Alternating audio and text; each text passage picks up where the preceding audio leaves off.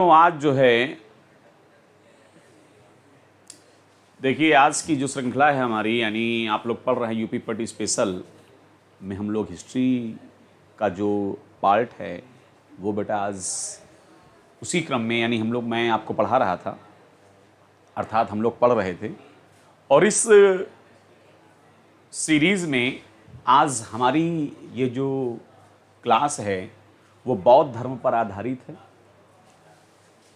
बौद्ध धर्म जो कि प्राचीन भारतीय इतिहास का एक बहुत ही एक महत्वपूर्ण अध्याय है, इसके बारे में जानना जो है वो बहुत ज़रूरी है। बौद्ध धर्म जो है, बौद्ध धर्म का इतिहास जो है वो,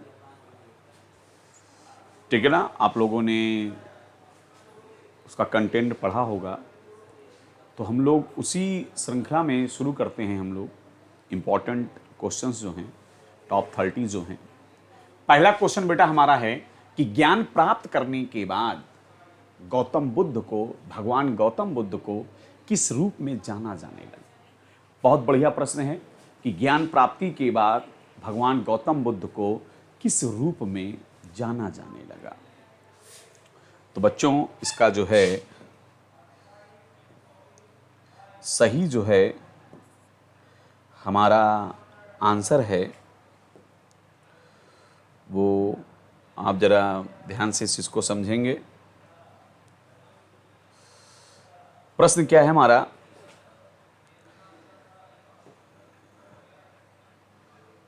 कि बौद्ध धर्म में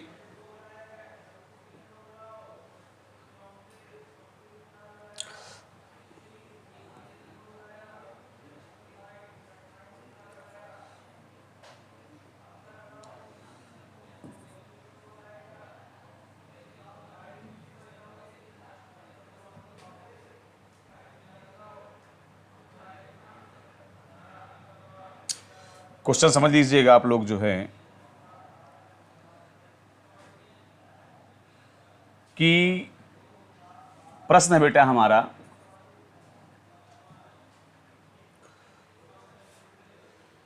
पहला क्वेश्चन है कि ज्ञान प्राप्त करने के बाद महात्मा गौतम बुद्ध को किस रूप में जाना जाने लगा। तो इन 4 विकल्पों में सही आंसर बताएं। इसका सही आंसर है बुद्ध। वो जो हैं महात्मा बुद्ध के नाम से जो है वो जाने लगे। यानी ज्ञान प्राप्ति के बाद आप लोगों ने गौतम बुद्ध का जीवन परिचय पढ़ा होगा। तो भगवान गौतम बुद्ध का, यानी आपने पढ़ा कि 29 वर्ष की अवस्था में उन्होंने अपना घर छोड़ दिया था, गृह त्याग कर दिया था, और 6 वर्षों की कठिन तपस्या के बाद उन्हें बिहार के बोध गया नामक स्थान पर ज्ञान की प्राप्ति हुई। ठीक है ना, यानी गया जिले में जिस स्थान पर ज्ञान की प्राप्ति हुई वो स्थान बोध गया कहलाया। ठीक है ना। तो इस प्रश्न का सही आंसर इन 4 विकल्पों में क्या है? महात्मा गौतम बुद्ध। चलिए चलते हैं अगले क्वेश्चन की ओर। महात्मा बुद्ध को महापरिनिर्वाण, इसको पूरा आप कर लीजिएगा, परिनिर्वाण कहाँ प्राप्त हुआ था आप ऐड कर लीजिएगा। तो हम लोग बेटा जो है इसको बोलते हैं महापरिनिर्वाण, अर्थात गौतम बुद्ध की जो मृत्यु है वो कहाँ हुई थी।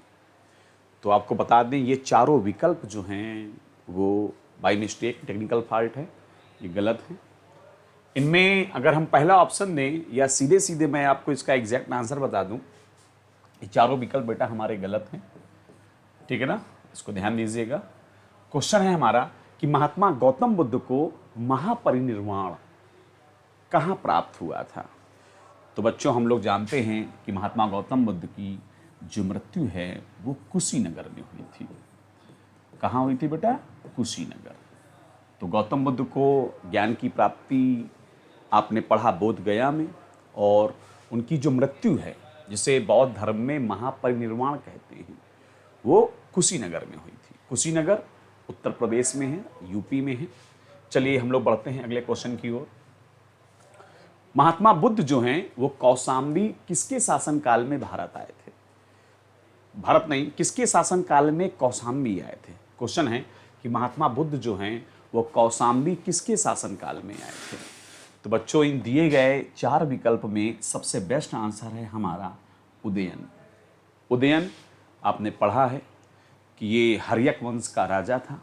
हर्यक वंश जिसको भारत के इतिहास में पितृहंता वंश के रूप में जाना जाता है।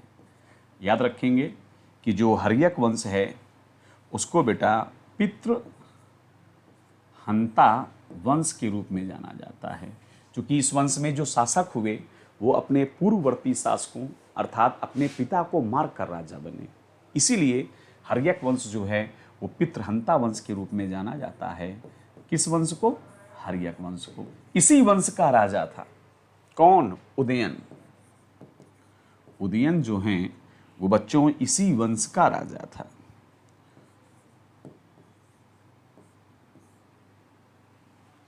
उदयन जो है वो इसी वंश का राजा था। तो महात्मा गौतम बुद्ध कौशाम्बी किसके शासन काल में आए थे? तो बच्चों सही विकल्प है हमारा उदयन। ठीक है ना, उदयन या उदयन। ठीक है, इन्होंने ही गंगा, सोन और गंडक नदियों के संगम पर जो पाटलिपुत्र जो नगर है वो इन्होंने ही उसकी स्थापना की थी और बाद में अपनी राजधानी बनाई थी। उसका पहले नाम पाटलिग्राम था, पाटलिपुत्र, जिसको बाद में हम लोग पटना के नाम से वर्तमान में हम लोग जानते हैं। पटना जो बिहार की राजधानी है। आइए आगे बढ़ते हैं इस क्रम में। तो एक क्वेश्चन आपको ये भी मिल गया कि भारत के इतिहास में किस वंश को पितृहंता वंश कहते हैं? हर्यक वंश। इसी वंश का राजा था उदयन, जिसके शासनकाल में महात्मा गौतम बुद्ध जो हैं वो कौशाम्बी आए थे। कौशाम्बी। आइए बढ़ते हैं अगले क्वेश्चन की ओर। हमारा बेटा चौथा क्वेश्चन है कि नागार्जुन कौन थे? नागार्जुन बच्चों सबसे पहली चीज तो बताना चाहूंगा, सबसे पहले हम इस प्रश्न का आंसर जानते हैं, उसके बाद इसके बारे में भी और कुछ हम जानेंगे कि नागार्जुन कौन थे। नागार्जुन बच्चों इन दिए गए चारों विकल्पों में सही आंसर है हमारा एक बौद्ध दार्शनिक थे। कौन थे नागार्जुन? नागार्जुन एक बौद्ध दार्शनिक थे, बौद्ध धर्म के एक बहुत विद्वान थे, दार्शनिक थे। ठीक ना। और नागार्जुन से एक क्वेश्चन बेटा और पूछा जाता है, वो भी आप जान लीजिए कि इनको जो है वो भारत का आइंस्टीन कहा जाता है। क्या कहा जाता है? भारत का आइंस्टीन। ठीक है ना। इनकी एक पुस्तक है, उस पुस्तक का नाम है माध्यमिक सूत्र। पुस्तक का नाम क्या है? माध्यमिक सूत्र। उस पुस्तक में कहा जाता है इन्होंने सापेक्षता का सिद्धांत प्रस्तुत किया था। ये सम्राट कनिष्क के दरबारी थे। तो हम लोगों ने क्या जाना कि नागार्जुन को भारत का आइंस्टीन भी कहा जाता है। ठीक है ना। आइंस्टीन ऑफ इंडिया वो नागार्जुन है। किस वंश से संबंधित है? ये बच्चों कुषाण वंश से संबंधित है। किस वंश से? कुषाण वंश से। इन्हें भारत का आइंस्टीन क्यों कहते हैं? क्योंकि कहा जाता है कि इन्होंने सापेक्षता का सिद्धांत प्रस्तुत किया था। और किस पुस्तक में? माध्यमिक सूत्र नामक पुस्तक में ये प्रकाशित हुआ था ये सिद्धांत। किस डायनेस्टी के बिलोंग करते हैं? किस डायनेस्टी से संबंधित हैं? कुषाण वंश। राजा का नाम था सम्राट कनिष्क। क्या नाम था बेटे उस राजा का जिसके ये दरबारी थे? नाम नोट कर लीजिएगा आप लोग। तो प्रश्न हमारे 30 हैं, लेकिन अगर आप गौर से देखेंगे, ठीक है ना, तो हम 30 से बहुत सारे क्वेश्चंस का कलेक्शन जो है इसमें होगा और आपको बहुत सारे महत्वपूर्ण प्रश्न जो हैं ये मालूम चलेंगे जो विभिन्न प्रतियोगी परीक्षाओं में पूछे जाते हैं, मोस्टली पूछे जाते हैं। चलिए आगे बढ़ते हैं। अगला क्वेश्चन हमारा जो है कि बुद्ध के जीवन यानी महात्मा बुद्ध के जीवन की किस घटना को महाभिनिष्क्रमण के रूप में जाना जाता है? तो महात्मा गौतम बुद्ध के जीवन की कौन सी घटना है जो बच्चों महाभिनिष्क्रमण के नाम से विख्यात है? तो बेटा इसका सही आंसर है उनका गृह त्याग। और हम लोगों ने पढ़ा है कि महात्मा गौतम बुद्ध ने 29 वर्ष की अवस्था में अपना घर छोड़ दिया था। 29 वर्ष की अवस्था में इन्होंने गृह त्याग किया था। और गृह त्याग का प्रतीक जो है वो है घोड़ा। घोड़े पे बैठ के ये गए थे अपना घर छोड़ करके। ठीक है ना। इनका एक बेटा भी है जिसका नाम था राहुल। ठीक है। चलिए तो हम समझ में आ गई बात ये कि गृह त्याग की जो घटना है वो महाभिनिष्क्रमण कहलाती है। और किस वर्ष की यानी अवस्था में इन्होंने अपना घर छोड़ा था? 29 वर्ष की अवस्था में, ठीक है ना। ज्ञान प्राप्ति के लिए अपने घर से गए, 6 वर्षों के पश्चात ज्ञान की प्राप्ति हुई, अर्थात 35 वर्ष की अवस्था में इनको ज्ञान की प्राप्ति हुई और ये महात्मा बुद्ध के नाम से जो है प्रसिद्ध हुए। इनका बचपन का नाम आपने पढ़ा है, इनका बचपन का नाम सिद्धार्थ था, ठीक है ना। चलिए आगे चलते हैं हम लोग अगले क्वेश्चन की ओर। बुद्ध का यानी महात्मा बुद्ध का जन्म कहाँ हुआ था, ये हमारा क्वेश्चन है। तो महात्मा गौतम बुद्ध का जो जन्म है वो लुम्बिनी में हुआ था। कहाँ हुआ था? लुम्बिनी, कपिलवस्तु की तराई में। महात्मा गौतम बुद्ध का जो जन्म है वो लुम्बिनी में हुआ था। और आपने पढ़ा है कि गौतम बुद्ध का जो जन्म है, ठीक है ना, वो लुम्बिनी एक वन है, लुम्बिनी नामक वन जो कपिलवस्तु में पड़ता है और ये नेपाल की तराई में है। इनके जो पिता थे वो राजा शुद्धोधन, वो कपिलवस्तु के राजा थे। राजा जो शुद्धोधन थे वो कपिलवस्तु के राजा थे, ठीक है ना।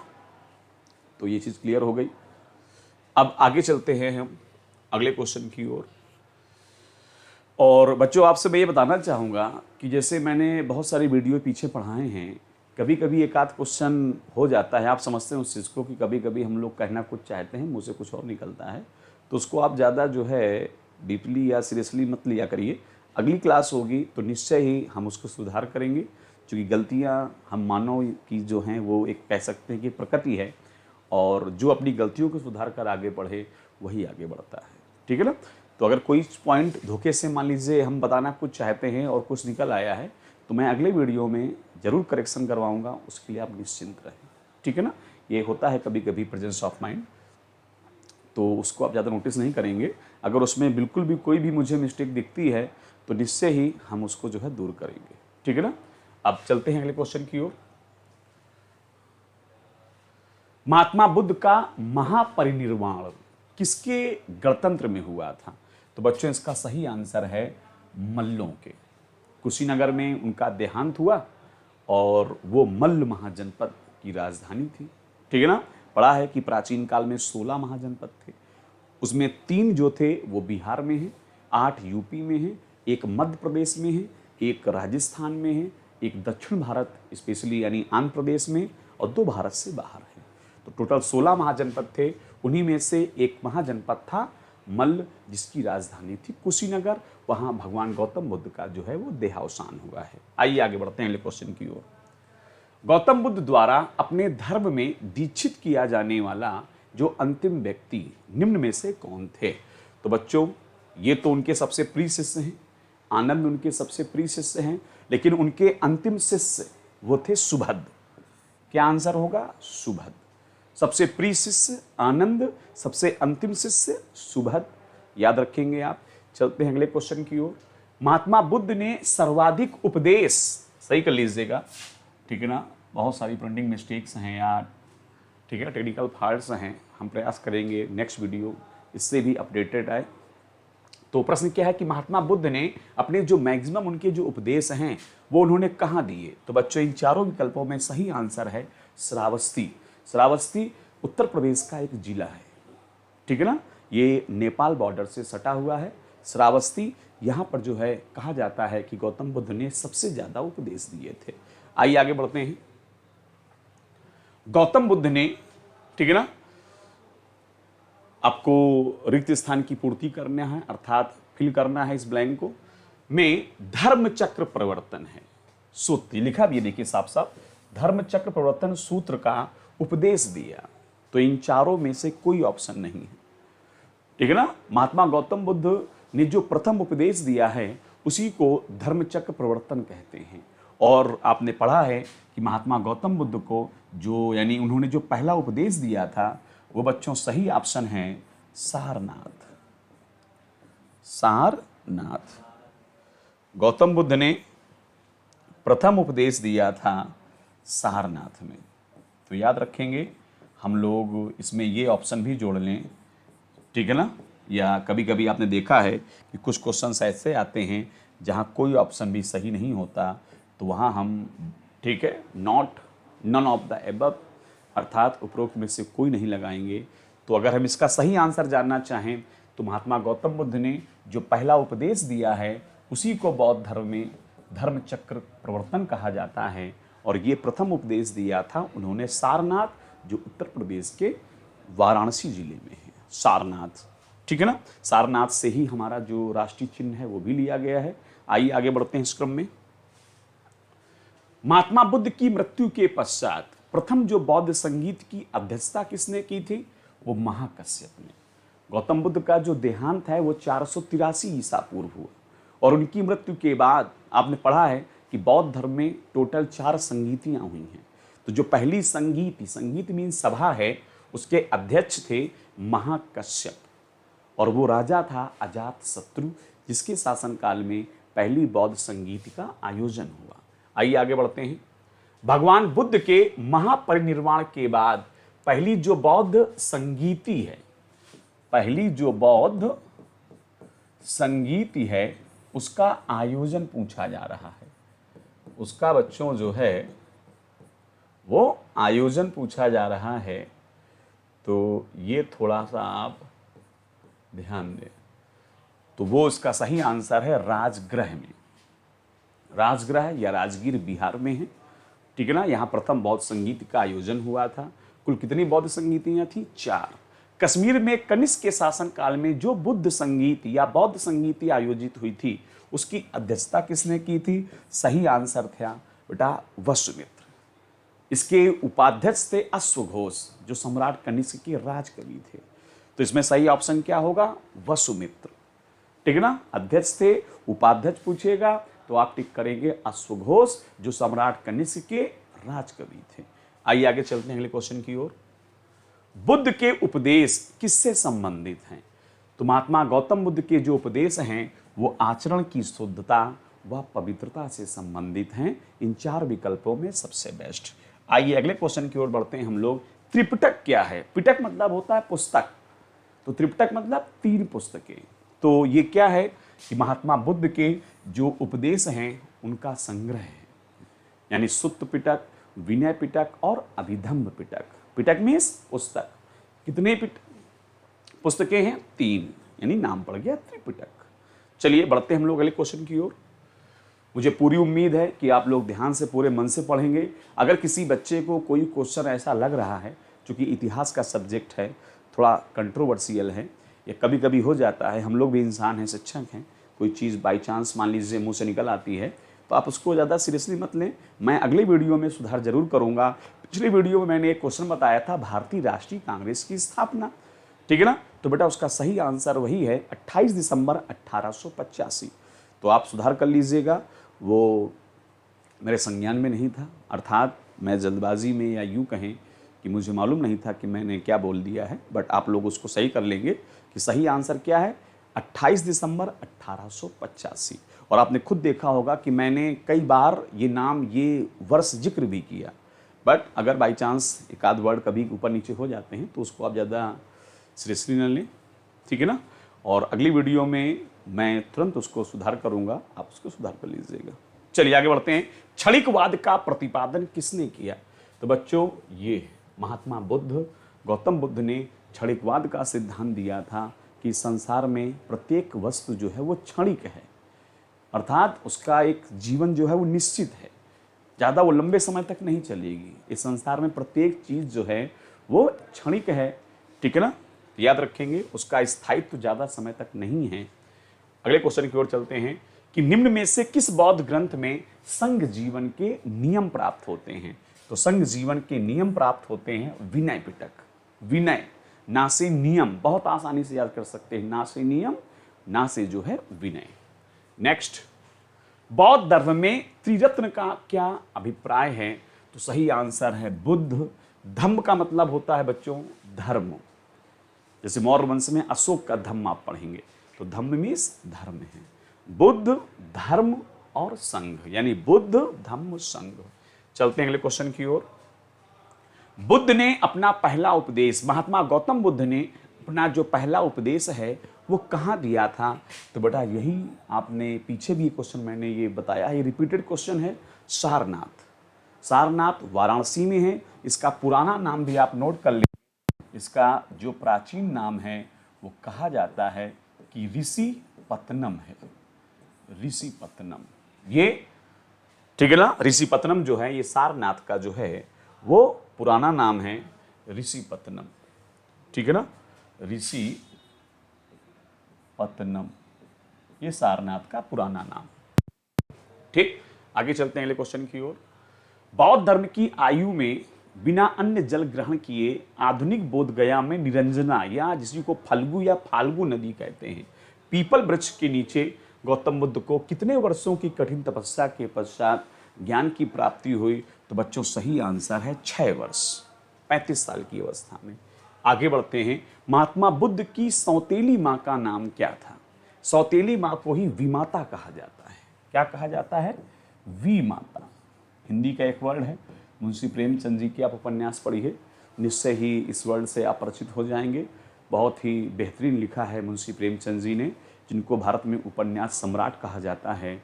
वाकई में आप पढ़ेंगे तो बहुत ही आप ज्ञानवान या वो ज्ञान से ओतप्रोत होंगे। तो महात्मा गौतम बुद्ध की सौतेली माँ का नाम, जो उनकी मौसी थी, ठीक है ना, प्रजापति गौतमी। प्रजापति गौतमी। नेक्स्ट, निम्न में से किस बौद्ध साहित्य में महात्मा बुद्ध के नैतिक सिद्धांतों से संबंधित जो प्रचलन यानी जो प्रवचन हैं वो संकलित हैं? वो है सुत्त पिटक, ठीक है ना। आइए आगे बढ़ते हैं। अगला, गौतम बुद्ध का जन्म स्थान किसके द्वारा अंकित किया जाता है? सम्राट अशोक का जो रुम्मीदेई स्तंभ है। रुम्मीदेई स्तंभ लोग जो हैं, आपने पढ़ा है कि अशोक के टोटल 7 स्तंभ लेख प्राप्त हुए हैं, 14 शिलालेख हैं, 7 स्तंभ लेख हैं और गुहा लेख की संख्या निश्चित नहीं है। तो इसमें सही आंसर क्या होगा? अशोक, सम्राट अशोक मौर्य का रुम्मीदेई स्तंभ। आगे बढ़ते हैं। बुद्ध द्वारा रूपांतरित निम्न व्यक्तियों में से कौन अंतिम था? ये क्वेश्चन भी बच्चों रिपीटेड है। इसका भी आंसर वही है, सुबद। और सबसे प्रिय शिष्य, ये भी याद कर लें, आनंद सबसे प्रिय शिष्य थे उनके। नेक्स्ट, महाराष्ट्र में स्थित अजंता में चट्टानों को काटकर बनाई गई जो गुफा स्मारक हैं किस धर्म से संबंधित हैं? बौद्ध धर्म, ठीक है ना। बौद्ध धर्म ज्योग्राफी में पढ़ा होगा। विंध्य पर्वत, सतपुड़ा पर्वत, अजंता पर्वत। विंध्य और सतपुड़ा के बीच में नर्मदा नदी बहती है, सतपुड़ा और अजंता के बीच में ताप्ती नदी बहती है। तो अजंता की गुफाएं महाराष्ट्र में हैं, ये बौद्ध धर्म से संबंधित हैं। चलिए बढ़ते हैं अगले क्वेश्चन की ओर कि महात्मा बुद्ध ने अपने उपदेश को किस भाषा में दिया है? तो बच्चों पाली भाषा में दिया है। किस भाषा में दिया है? पाली भाषा। इसको हम याद रखेंगे, बहुत महत्वपूर्ण है ये। नेक्स्ट, बौद्ध धर्म को अपनाने वाली प्रथम महिला कौन थी? तो बच्चों वो प्रजापति गौतमी थी। जो आपने पढ़ा कि प्रजापति गौतमी जो हैं वो भगवान गौतम बुद्ध की सौतेली माँ थी, और मैंने आपको बताया भी है कि वो मौसी थी। कहा जाता है कि महात्मा गौतम बुद्ध का जब जन्म हुआ तो उनके जन्म के कुछ ही दिन बाद, यानी बहुत कम दिनों बाद, लगभग ठीक है ना 7वें दिन में कहा जाता है कि उनकी माता जी का देहांत हो गया था। उनके लालन पालन के लिए, ठीक है ना, उनके पिता ने दूसरा विवाह किया, जो उनकी जो है मौसी ही थी, उनका नाम था प्रजापति गौतमी। आइए आगे बढ़ते हैं अगले क्वेश्चन की ओर। विनय पिटक में क्या संकलित है? तो विनय पिटक में लिख लीजिएगा क्या संकलित है। तो विनय ना से नियम, ये क्वेश्चन भी रिपीटेड, नियमों का संग्रह है। हम चलते हैं अपने अगले क्वेश्चन की ओर कि महात्मा गौतम बुद्ध के जो अनुयायी थे वो कितने भागों में डिवाइड थे? तो बच्चों 2 हैं, एक भिक्षुक और दूसरे उपासक। भिक्षुक और उपासक। चलते हैं हम अपने आखिरी क्वेश्चन में, बहुत ध्यान से पढ़िएगा। कोई प्रॉब्लम हो मुझे बताइएगा, मैं नेक्स्ट वीडियो में निश्चय ही वो समस्या आपकी सॉल्व करूंगा। देखते हैं हमारा अगला क्वेश्चन क्या है कि निम्न में से कौन सा पवित्र स्थल जो है निरंजना नदी के वो बेटा जो है किनारे स्थित है? तो वो है बोध गया, जहां महात्मा गौतम बुद्ध को ज्ञान की प्राप्ति हुई। तो इस प्रकार हम लोगों ने अपनी महत्वपूर्ण श्रृंखला जो है आज वो, यानी महत्वपूर्ण प्रश्नों की बहुत ही महत्वपूर्ण श्रृंखला जो थी आज वो हम लोगों ने समाप्त की। और ये क्वेश्चंस आप ध्यान से देखें, वीडियो को बार बार रिपीट करें, इसको लाइक करें, शेयर करें। ठीक है बच्चों, ओके, जय हिंद।